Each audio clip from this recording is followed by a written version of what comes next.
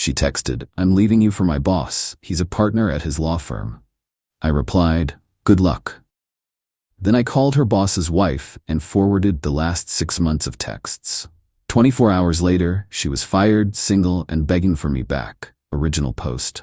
I 38 male got the text last Thursday at lunch.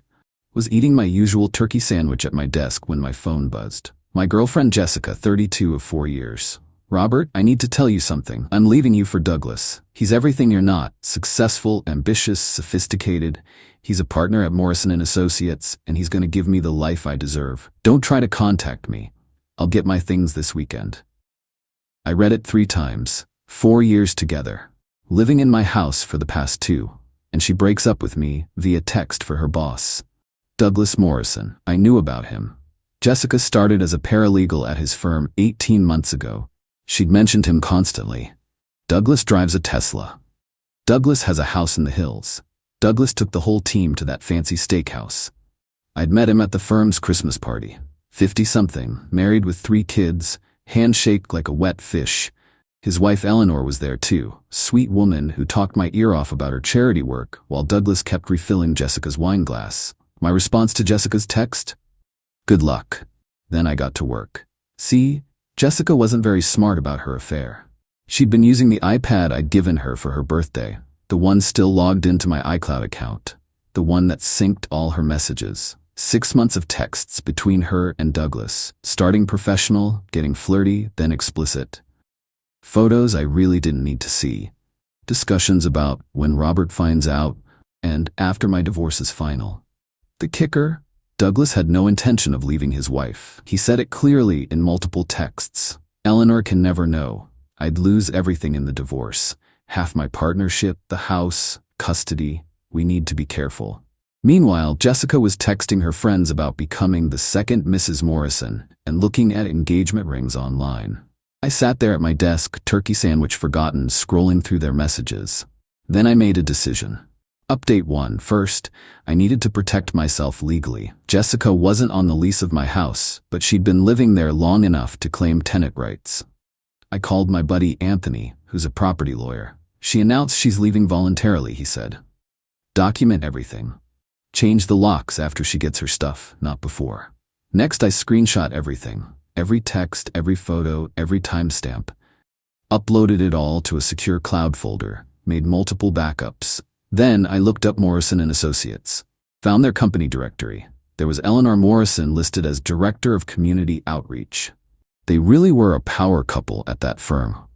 I also found their social media.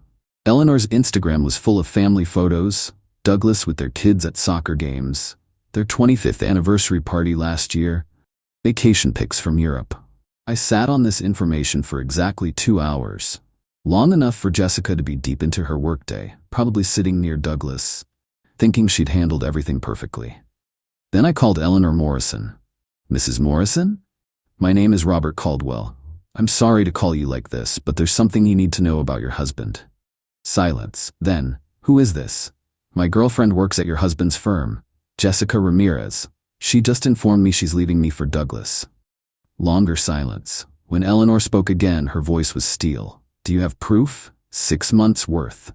"Send it to me." I forwarded everything to the email she provided. 20 minutes later, my phone rang. "Mr. Caldwell, this is Eleanor Morrison. I've reviewed what you sent. Would you mind if I asked you a few questions?" We talked for an hour. She was calm, collected, asking for specific dates and details. At the end, she said, "Thank you for bringing this to my attention. Can I ask what your plans are regarding Jessica?" She said she's getting her things this weekend. After that, she's not my problem. "I see. Mr. Caldwell, I'm going to handle this my way. I'd appreciate if you didn't warn either of them." Wasn't planning to. Update 2. Friday morning came. I went to work like normal. Around 10 a.m., I got a text from Jessica. "Why aren't you fighting for me? For us?" I didn't respond. 11 a.m. "You're seriously just gonna let me go? After 4 years? Still nothing from me." Noon. "Douglas is taking me to lunch at Chez Laurent. The place you said was too expensive for my birthday." That one almost got me. Almost. But I remembered the texts I'd read. The ones where she called me boring and going nowhere in life and just a placeholder until something better came along. Then at 2 p.m., everything exploded. Jessica called me 17 times in 5 minutes. I didn't answer. The texts started flooding in. What did you do? Robert, answer your phone. This is your fault. How could you? Douglas got served with divorce papers. At the office, in front of everyone. I learned the full story later from a mutual acquaintance who worked at the firm. Eleanor hadn't just served Douglas divorce papers. She'd hired the most aggressive divorce attorney in the state, walked into the firm herself during the Friday partners meeting, and announced to the entire room that her husband had been having an affair with a subordinate. She also informed them she'd be pursuing a sexual harassment claim against the firm for allowing a partner to engage in a relationship with a direct report, creating a hostile work environment. She had emails Douglas sent from his work account, texts during business hours, proof they'd used the company credit card for their hotel rooms. The senior partners went into immediate damage control mode. Douglas was suspended pending investigation. Jessica was escorted from the building with a cardboard box. By 3 p.m., Jessica was calling from her car, sobbing. Please, baby, please pick up. I made a mistake. Douglas lied to me. He said he was leaving his wife. I was so stupid. Please, I need you. I texted back. You have until Sunday at noon to get your things. Come alone. Update 3, Saturday morning, Jessica showed up with a U-Haul and her sister Monica. I'd already packed everything of hers into boxes and left them in the garage. Changed the locks the night before. Monica tried to play mediator. Robert, she made a mistake. People make mistakes. You're really going to throw away 4 years? She threw it away, I said. I'm just cleaning up the mess. Jessica was a wreck. Makeup running, hair unwashed, wearing sweatpants. Far cry from the woman who'd been bragging about lunch at Chez Laurent the day before. Can we please talk? She begged. We're talking now. In private? No. She started crying harder. I ruined everything. Douglas won't return my calls. The firm fired me. Eleanor Morrison is suing me for alienation of affection. I could lose everything. Sounds like a you problem. How can you be so cold? I pulled out my phone and read one of her texts to Douglas. Robert is so pathetic. He actually thinks I love him. He's just a safe bet while I figure out my real future. Jessica went pale. You read our messages? Your iPad. Still synced to my account. You're not as smart as you think you are. Monica's face changed. She'd been glaring at me, but now she turned to her sister. Is that true? You said that about him? Jessica didn't answer. They loaded the boxes in silence. As they were leaving, Jessica turned back one more time. I loved you, she said. No, I replied. You loved what I provided. Stable home, paid utilities, someone to split dinner bills with, while you waited for a bigger fish. Turns out your big fish was already caught. Update 4. The next few days were illuminating. The story spread through Jessica's social circle like wildfire. Her friends started reaching out to me, some to express sympathy, others fishing for gossip. Her best friend Valerie was the most interesting. I tried to warn her. Douglas Morrison has done this before. Everyone at the firm knows. He picks a new paralegal every few years. Eleanor usually pays them off to go away quietly. Not this time, I said. No, not this time. Eleanor's finally had enough. She's taking him for everything. Meanwhile, Jessica's attempts to rewrite history began. According to her new narrative, spread via social media and anyone who'd listen, I was controlling and abusive. Douglas had taken advantage of her vulnerability. She was the victim in all this. Problem was, I had receipts.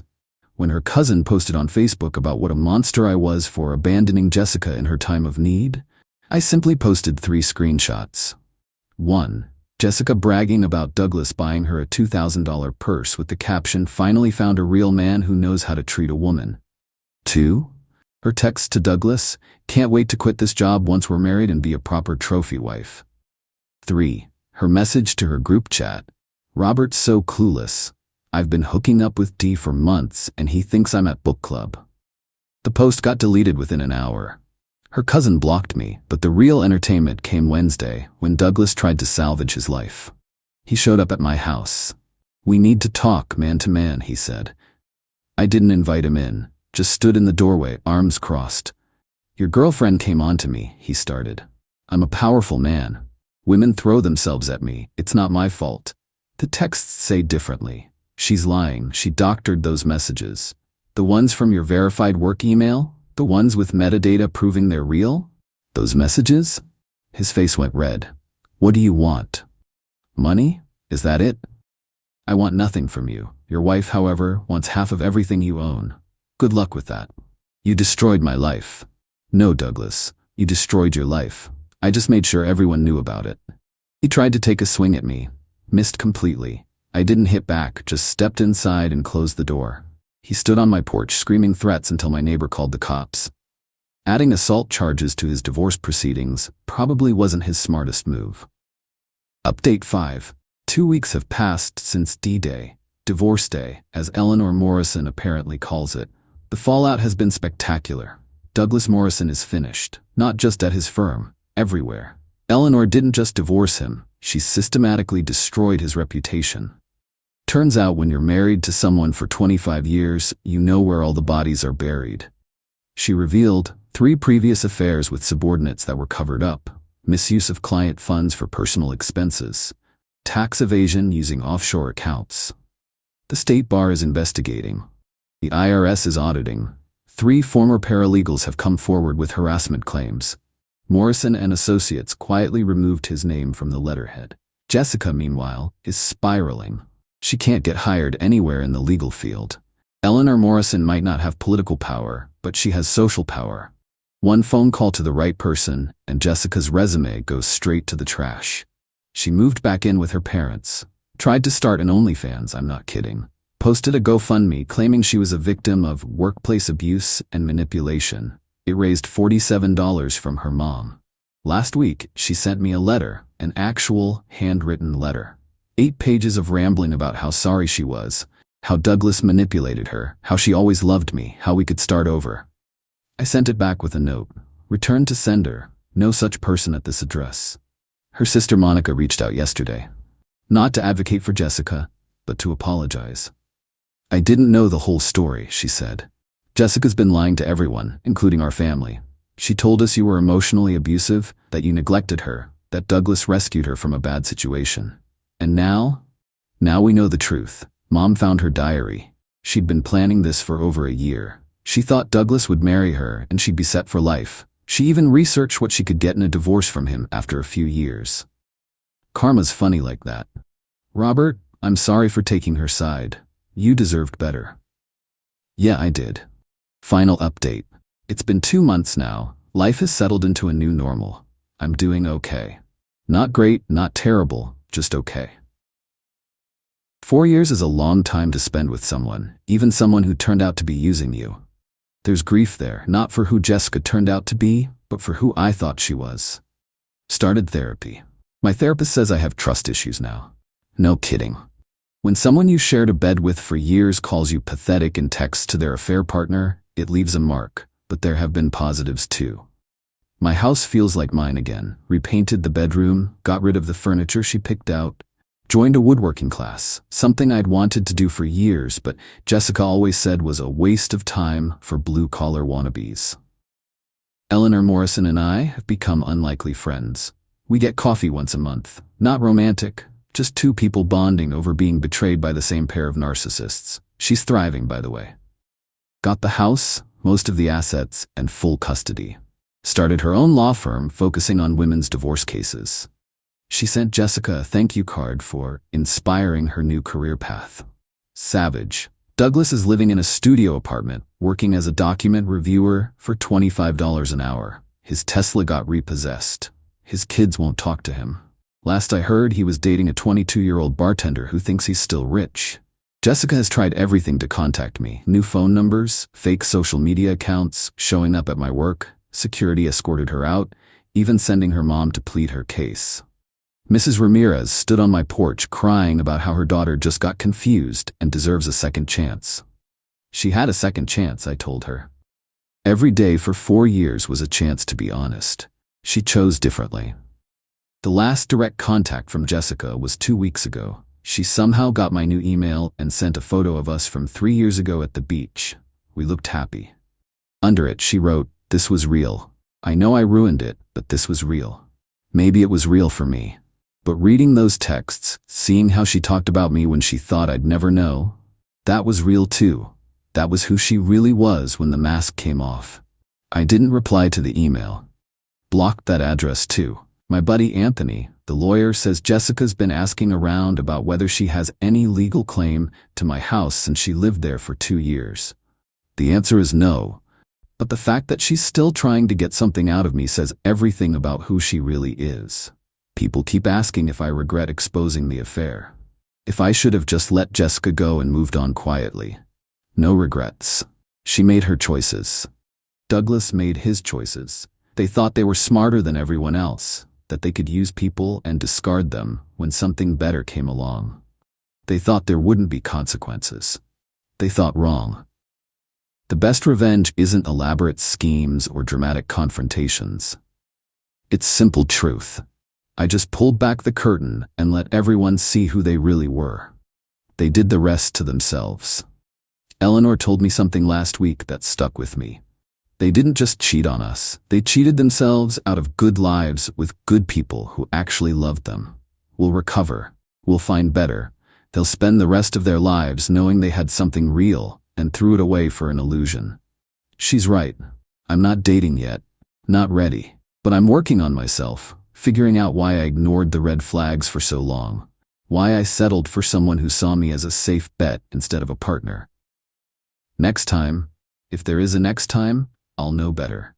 I'll value myself enough to demand someone who values me too. For now, I'm focusing on work, my woodworking projects, and rebuilding my sense of self. It's slow progress, but it's progress. Jessica's still out there somewhere, probably looking for her next meal ticket. Douglas is probably spinning tales to his bartender girlfriend about how his ex-wife took everything in the divorce. They're both stuck in their patterns, unable to see that they are the architects of their own misery. Me, I'm free. Broken, bruised, but free. And that's enough for now.